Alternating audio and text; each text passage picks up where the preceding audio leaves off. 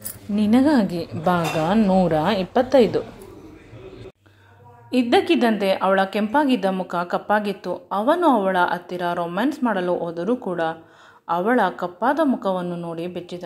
Sudden ಆಗಿ ಇವನ ಮುಖದ ಮಾದಕತೆ ಮಾಯವಾಗಿ ತುಂಬ ಕಾಳಜಿಯಿಂದ ಅವಳ ಕೈಯನ್ನು ಗಟ್ಟಿಯಾಗಿ ಹಿಡಿದುಕೊಂಡು, ಏನಾಯಿತು, ಯಾಕೆ, ನನ್ನ ಪ್ರೀತಿಯ ಹೆಂಡತಿಗೆ ಏನಾಯಿತು ಅಂತ ವಿಕ್ರಮ್ ಕಳಕಳೆಯಾಗಿ ಕೇಳುತ್ತಿದ್ದಾನೆ. ಆದರೆ ಅವಳು ಏನನ್ನೂ ಮಾತನಾಡಲು ಸಾಧ್ಯವಾಗದೆ ರೂಮಿಗೆ ಹೋಗಿ ಬಾಗಿಲನ್ನು ಹಾಕಿಕೊಂಡು ಬಿಟ್ಟಳು. ಇದೇ ಮೊದಲ ಬಾರಿ ವಿಕ್ರಮ್ ಎಷ್ಟು ಬಾಗಿಲನ್ನು ತಟ್ಟಿದರೂ ಕೂಡ ಅವಳು ಬಾಗಿಲನ್ನು ತೆಗೆಯುತ್ತಿಲ್ಲ. ಏನಾಗಿದೆ ಅಂತ ತಿಳಿಯುತ್ತಿಲ್ಲ. ಇವನಿಗೆ ಟೆನ್ಷನ್ ಆಗುತ್ತಿದೆ. ಆಗ ಅಲ್ಲೇ ಇದ್ದ ಕಾಂಚನ ಅಜ್ಜಿ ಇನ್ನೂ ತುಂಬ ಜನರು ಬಂದರು. ಏನಾಯಿತು ಅಮ್ಮ, ಅವಳು ಇಷ್ಟು ಹೊತ್ತು ಚೆನ್ನಾಗಿ ಇದ್ದಳು, ನೀವು ಏನು ಗಲಾಟೆ ಮಾಡಿದ್ದೀರಿ ಅಂತ ವಿಕ್ರಮ್ನನ್ನು ಚೆನ್ನಾಗಿ ಬೈಯುತ್ತಿದ್ದಾರೆ. ಆಗ ವಿಕ್ರಮ್, ನಾನು ಏನೋ ಅವಳಿಗೆ ಮಾಡಿಲ್ಲ, ಅದು ಅವಳು ಅಂತ ಕಾಂಚನ ಅಜ್ಜಿಗೆ ಎಲ್ಲವನ್ನು ವಿವರಿಸಿ ಹೇಳಿದ. ಅವಳು ಯಾಕೆ ಅಷ್ಟು ಬೇಸರ ಮಾಡಿಕೊಂಡಳು ಅಂತ ಯಾರಿಗೂ ತಿಳಿಯುತ್ತಿಲ್ಲ.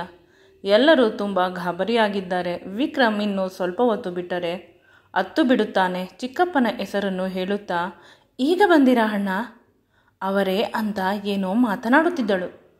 ಸಡನ್ನಾಗಿ ದಮಯಂತಿ ಬಾಗಿಲನ್ನು ತೆಗೆದಳು. ತುಂಬ ಪ್ಯಾನಿಕ್ ಆಗಿ, ನನ್ನ ಚಿಕ್ಕಪ್ಪ ಎಲ್ಲಿ ಎಲ್ಲಿ ಅಂತ ಎಲ್ಲ ಕಡೆ ಹುಡುಕುತ್ತಿದ್ದಾಳೆ. ಆಗ ಅಜ್ಜಿ, ನಿನ್ನ ಚಿಕ್ಕಪ್ಪ ಏನೂ ಬಂದಿಲ್ಲ, ನೀನು ಹೇಗೆ ಈ ರೀತಿ ಹಾಡಿದೆ, ನಮಗೆಲ್ಲ ತುಂಬ ಭಯವಾಯಿತು, ಅದಕ್ಕೆ ಆ ರೀತಿ ಮಾಡಿದೆ ಅಂತ ಹೇಳಿದಾಗ ಅವಳು ವಿಕ್ರಮ್ನನ್ನು ತಬ್ಬಿಕೊಂಡು ಜೋರಾಗಿ ಅಳಲು ಶುರು ಮಾಡಿದಳು. ಅಳುವಂತಹದ್ದು ಏನಾಗಿದೆ, ನಾವೆಲ್ಲ ಇದ್ದೀವಿ ಅಲ್ಲವೇ, ನಿನ್ನನ್ನು ನೋಡಿಕೊಳ್ಳಲು ಕಣ್ಣಿನ ರೆಪ್ಪೆ ರೀತಿ ನೋಡಿಕೊಳ್ಳುತ್ತೇವೆ, ನಮ್ಮ ಪ್ರಾಣ ನಿನ್ನಲ್ಲಿದೆ ಅಂತ ಹೇಳಿದಾಗ ದಮಯಂತಿ ಅದಕ್ಕೆ ಭಯವಾಗುತ್ತಿರುವುದು. ಎಲ್ಲಿ ನನ್ನ ಪ್ರಾಣಕ್ಕೆ ತೊಂದರೆ ಆದರೆ ನನ್ನ ಮಗುವಿಗೆ ಏನಾದರೂ ಆಗಿಬಿಟ್ಟರೆ ಅಂತ. ಆಗ ವಿಕ್ರಮ್ ಅವಳ ಬಾಯ ಮೇಲೆ ಕೈಯನ್ನು ಇಡುತ್ತಾನೆ. ನನಗೆ ಅಪ್ಪ ಅಮ್ಮ ನೆನಪಾದರು. ಈ ಸಮಯದಲ್ಲಿ ಅಮ್ಮ ಇದ್ದಿದ್ದರೆ ನನ್ನ ಆರೈಕೆ ಚೆನ್ನಾಗಿ ಮಾಡುತ್ತಿದ್ದಳೇನು. ನಾನು ಆಗ ತುಂಬ ಚಿಕ್ಕವಳು ಅಂತ ಹೇಳಬೇಕಾದರೆ ಅವಳ ಕಣ್ಣುಗಳು ತುಂಬಿಕೊಂಡು ನೀರಿನಿಂದ ಆಗಿ ಹೋಗಿದ್ದು ಹಾಗೆ ಹೋಯಿತು. ನಾನು ನಿನಗೆ ಅಮ್ಮನಾಗಿ ಇರುತ್ತೇನೆ, ಅಜ್ಜಿಯಾಗಿ ಇರುತ್ತೇನೆ ಅಂತ ಕಾಂಚನ ಅವಳ ತಲೆಯನ್ನು ಸವರಿದಳು. ಏನನ್ನೋ ನೆನಪು ಮಾಡಿಕೊಂಡು, ನನ್ನ ಜೊತೆ ಹುಟ್ಟಿದ ಒಬ್ಬ ಅಣ್ಣ ಇದ್ದ. ಸ್ವಲ್ಪ ದಿನದ ನಂತರ ಅವನು ಏನಾದನು ತಿಳಿದಿಲ್ಲ. ನಾನು ಚಿಕ್ಕವಳಾದ ದಿನದಿಂದಲೂ ಅವನು ಕಾಡುತ್ತಿಲ್ಲ.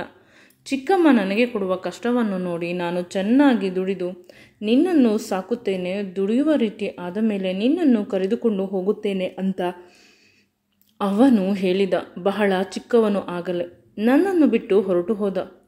ನಾನು ನಡೆಯಲು ಶುರು ಮಾಡಿದಾಗಲೇ ನನ್ನ ಚಿಕ್ಕಮ್ಮ ನನ್ನ ಕೈಯಲ್ಲಿ ಕೆಲಸವನ್ನು ಮಾಡಿಸುತ್ತಿದ್ದಳು. ಕೆಲಸ ಮಾಡಿಲ್ಲವಾದರೆ ಕೈಯ ಮೇಲೆ ಬರೆಗುಡ ಇಡುತ್ತಿದ್ದಳು. ಅದಕ್ಕೆ ಅಣ್ಣ ಬೇಸರ ಮಾಡಿಕೊಂಡು ಹೊರಟು ಹೋದ ಅಂತ ಹೇಳಿದಾಗ, ನಿನ್ನ ಅಣ್ಣನ ಫೋಟೋಸ್ ಇದ್ದರೆ ಕೊಡು, ಅವನನ್ನು ಬೇಗ ಹುಡುಕಿಸುತ್ತೇನೆ ಅಂತ ಹೇಳಿದಾಗ, ಅದೆಲ್ಲ ಚಿಕ್ಕಪ್ಪನ ಮನೆಯಲ್ಲಿ ಇದೆ ಅಥವಾ ಇಲ್ಲವೇನೋ. ಚಿಕ್ಕಮ್ಮ ಎಲ್ಲವನ್ನು ಬಿಸಾಡುತ್ತಾಳೆ, ಮತ್ತೆ ಹೇಗೆ ಹುಡುಕುವುದು ಅಂತ ವಿಕ್ರಮ್ ತುಂಬ ಬೇಸರ ಮಾಡಿಕೊಂಡ. ಆಗ ದಮಯಂತಿ ಕೂಡ ಬೇಸರ ಮಾಡಿಕೊಂಡಳು.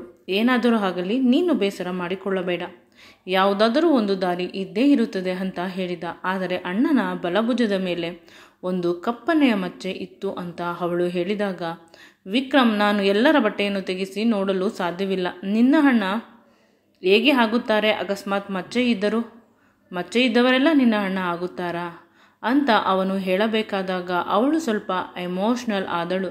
ಆಗ ಅವನು ಅವಳನ್ನು ಅಲ್ಲೇ ಕೂರಿಸಿ ಕೆಲಸದವರಿಗೆ ಹೇಳಿ ಒಂದು ತಂಪಾದ ಪಾನಕವನ್ನು ತರಿಸಿಕೊಟ್ಟ. ಅವಳು ಕುಡಿದು ಸ್ವಲ್ಪ ಸುಧಾರಿಸಿಕೊಂಡಳು. ನೀನು ಹೆದರಬೇಡ, ನಾನು ನಿನ್ನ ಜೊತೆ ಇರುತ್ತೇನೆ, ನಿನ್ನ ರಕ್ಷಣೆ ಮಾಡುತ್ತೇನೆ, ಸದಾಕಾಲ ಯಾವಾಗಲೂ ನಿನ್ನನ್ನು ನಾನು ಕಾಪಾಡುತ್ತೇನೆ. ಆಡುತ್ತಿರಬೇಕಾದಾಗ ಅವಳ ಮುಖದಲ್ಲಿ ಕಾಂತಿ ಇರಲಿಲ್ಲ.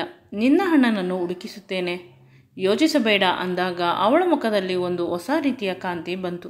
ಅವಳು ತುಂಬ ಖುಷಿಪಟ್ಟಳು. ಆಗ ವಿಕ್ರಮ್ ಹೇಳಿದ, ಅಣ್ಣ ಅನ್ನುವ ಹೆಸರನ್ನು ಹೇಳಿದರೆ ನಿನಗೆ ಎಷ್ಟು ಖುಷಿಯಾಗುತ್ತದೆ, ನೀನು ಧೈರ್ಯವಾಗಿರು, ನಾನು ನಿನ್ನ ಅಣ್ಣನನ್ನು ನಿನ್ನ ಬಳಿ ಬರಬೇಕು, ಆ ರೀತಿ ಮಾಡುತ್ತೇನೆ ಎಂದು ಕೂಡ ಭಯಪಡಬೇಡ ಅಂತ ಹೇಳಿದಾಗ ಅವಳು ಅವನನ್ನು ಗಟ್ಟಿಯಾಗಿ ತಬ್ಬಿಕೊಂಡು ಅವನ ಹಣೆಗೆ ಮುತ್ತು ಕೊಟ್ಟಳು. ಅವನು ಅವಳ ಕೂದಲನ್ನು ತುಂಬ ಮೃದುವಾಗಿ ಸವರಿದ. ಇಬ್ಬರ ಅನ್ಯೋನ್ಯತೆಯನ್ನು ನೋಡಿ ಕಾಂಚನ ತನ್ನ 2 ಕೈಗಳಿಂದ ದೃಷ್ಟಿಯನ್ನು ತೆಗೆದಳು. ಅವಳ ಈ ಸ್ವಭಾವದಿಂದ ಅಲ್ಲಿ ಇದ್ದವರಿಗೆ ಮುಜುಗರವಾಯಿತು. ಏಕೆಂದರೆ ಇಷ್ಟು ದಿನ ನಾವು ಸೇವೆ ಮಾಡುತ್ತಿದ್ದೆವು ದಮಯಂತಿ ಮತ್ತು ವಿಕ್ರಮ್ ಸರ್ಗೆ. ಇಂದು ಇವರು ಬಂದು ನಮ್ಮ ಸೇವೆಯನ್ನು ಕಿತ್ತುಕೊಳ್ಳುತ್ತಿದ್ದಾರೆ, ನಮ್ಮ ಕೆಲಸವನ್ನು ಕಿತ್ತುಕೊಳ್ಳುತ್ತಿದ್ದಾರೆ ಅಂತ ಮುಖವನ್ನು ಸಿಂಡರಿಸಿಕೊಂಡರು. ಈಗ ಏನೇ ಟಿಪ್ಸ್ ಕೊಟ್ಟರೂ ಕೂಡ ಅವರು ಕಾಂಚನಗೆ ಕೊಡುತ್ತಾರೆ. ಅಲ್ಲಿರುವ ಎಲ್ಲ ಕೆಲಸಗಾರರು ಕಾಂಚನ ಅಜ್ಜಿಯನ್ನು ಕಂಡರೆ ಬೇಸರ ಮಾಡಿಕೊಳ್ಳುತ್ತಾರೆ. ಆದರೆ ಏನೂ ಮಾಡಲು ಸಾಧ್ಯವಿಲ್ಲ. ವಿಕ್ರಮ್ ಅಜ್ಜಿಯ ಬಾಯಿಗೆ ಹೆದರಿಕೊಂಡು ಅವರೆಲ್ಲ ಸುಮ್ಮನಿದ್ದಾರೆ. ಈ ವಿಷಯ ಹೇಗೋ ಆಯಿತು. ಇದರ ಜೊತೆಗೆ ಒಂದು ಹೊಸ ವಿಷಯ ಬಂದಿದೆ. ಅದು ಏನೆಂದರೆ ವಿಕ್ರಮ್ ಮತ್ತು ದಮಯಂತಿಯ ಖುಷಿಯಾದ ಸಮಯವನ್ನು, ಅಂದರೆ ಅವಳು ಪ್ರೆಗ್ನೆಂಟ್ ಅಂತ. ಅವನು ಅವಳನ್ನು ಎತ್ತುಕೊಂಡು ಹೋಗುತ್ತಿರುವುದನ್ನು ವಿಡಿಯೋ ಮಾಡಿ ವಿಕ್ರಮ್ ಅಮ್ಮನಿಗೆ ಅಲ್ಲಿ ಇದ್ದ ಒಬ್ಬ ಕೆಲಸದವಳು ಕಳಿಸಿದ್ದಾಳೆ. ಸಡನ್ ಆಗಿ ಅವಳ ಅಕೌಂಟ್ಗೆ 5,000 ಬಂತು. ಒಂದು ವಿಡಿಯೋ ಮಾಡಿ ಕಳಿಸಿದ್ದಕ್ಕೆ 5,000. ಪ್ರತಿ ಸಲ ವಿಕ್ರಮ್ ದಮಯಂತಿ ಬಂದಾಗ ಎಷ್ಟು ಸಾಧ್ಯವೋ ಅದಕ್ಕಿಂತ ಜಾಸ್ತಿ ವಿಡಿಯೋವನ್ನು ಮಾಡಿ ಕಳಿಸುತ್ತಾರೆ. ಆಗ ಅವರಮ್ಮ ಆ ವಿಡಿಯೋವನ್ನು ನೋಡಿ ತುಂಬ ಕೋಪಗೊಂಡಳು. ಅವಳ ಮುಖ ಕೆಂಪಾಗುತ್ತಿದೆ. ದಮಯಂತಿ ಬಂದ ಮೇಲೆ ವಿಕ್ರಮ್ ಸಿಗುತ್ತಿಲ್ಲ, ನನ್ನ ಅಕೌಂಟ್ಗೆ 5 ಲಕ್ಷ ಹಾಕು, ನನಗೆ ತುಂಬ ಎಮರ್ಜೆನ್ಸಿ ಇದೆ ಅಂತ ಅಂದುಕೊಂಡು ಮೆಸೇಜ್ ಮಾಡಿದರೆ ರಿಪ್ಲೈ ಬಂದಿಲ್ಲ. ಏನು ಮಾಡುವುದು ಈಗ ಅಂತ ಪುನಃ ಫೋನ್ ಮಾಡಿದರೆ ವಿಕ್ರಮ್ ಅವನ ಫೋನನ್ನು ಚಾರ್ಜ್ಗೆ ಹಾಕಿದ್ದ. ಅವನು ಫಾರ್ಮ್ ಹೌಸ್ನಲ್ಲಿ ಇರುವ ಕಲ್ಲಿನ ಆಸನದ ಒಂದು ರೀತಿ ಡೈನಿಂಗ್ ಟೇಬಲ್ ರೀತಿ ಅಲ್ಲಿ ತುಂಬ ತಂಪಾಗಿದೆ ಅಂತ ಅವಳಿಗೆ ಊಟವನ್ನು ಮಾಡಿಸುತ್ತಿದ್ದ. ತನ್ನ ಮೃದುವಾದ ಕೈಗಳಿಂದ ಅವಳಿಗೆ ಇಷ್ಟವಾಗಿರುವ ಟೊಮೊಟೊ ಪಲಾವನ್ನು ಮಾಡಿಸಿ ತಿನ್ನಿಸುತ್ತಿದ್ದಾನೆ. ಅವಳ ಕಣ್ಣುಗಳು ತುಂಬಿಕೊಂಡಿವೆ. ಖುಷಿಯಿಂದ ಆನಂದ ಬಾಷ್ಪ ಇನ್ನು ಬರುವುದರಲ್ಲಿ ಇದೆ. ಅವನು ಎಲ್ಲಿ ಬೇಸರ ಮಾಡಿಕೊಳ್ಳುತ್ತೇನೆ ಅಂತ ಅವಳು ನಿಧಾನವಾಗಿ ಅವನಿಗೆ ತಿನ್ನಿಸುತ್ತಿದ್ದಾಳೆ. ಇಬ್ಬರು ತುಂಬ ಸಮಯ ತಮ್ಮ ಮಧುರವಾದ ಕ್ಷಣಗಳನ್ನು ಕಳೆಯುತ್ತಿದ್ದಾರೆ. ಸುಮಾರು 10 ಮಿಸ್ ಕಾಲ್ ಇದೆ. ಅಷ್ಟರಲ್ಲಿ ಒಂದು ಕೆಲಸದವಳು ಅವರ ಫೋನನ್ನು ತೆಗೆದುಕೊಂಡು ವಿಕ್ರಮ್ಗೆ ಕೊಡಲು ಬಂದಳು. ಆಗ ಕಾಂಚನ ಸುಂದರವಾದ ಕ್ಷಣವನ್ನು ನೋಡಿ, ನೀನು ಹೋಗಿ ಅವರಿಗೆ ಡಿಸ್ಟರ್ಬ್ ಮಾಡಬೇಡ ಅಂತ ಕಿತ್ತುಕೊಂಡಳು. ಅದು ಅವರ ಅಮ್ಮ ಕಾಲ್ ಮಾಡಿದ್ದಾರೆ ಅಂದಾಗ, ಅಮ್ಮ ಮಾಡಿದರು ಅಷ್ಟೇ, ಇನ್ಯಾರು ಮಾಡಿದರು ಅಷ್ಟೇ. ಮದುವೆ ಆದ ಮೇಲೆ ಹೆಂಡತಿ ಮೊದಲು, ಉಳಿದ ಸಂಬಂಧಗಳು ಆಮೇಲೆ ಅಂತ ಕಾಂಚನ ಅಜ್ಜಿ ಹೇಳುತ್ತಾ ತನ್ನ ರೂಮ್ಗೆ ಆ ಫೋನನ್ನು ತೆಗೆದುಕೊಂಡು ಹೋದಳು.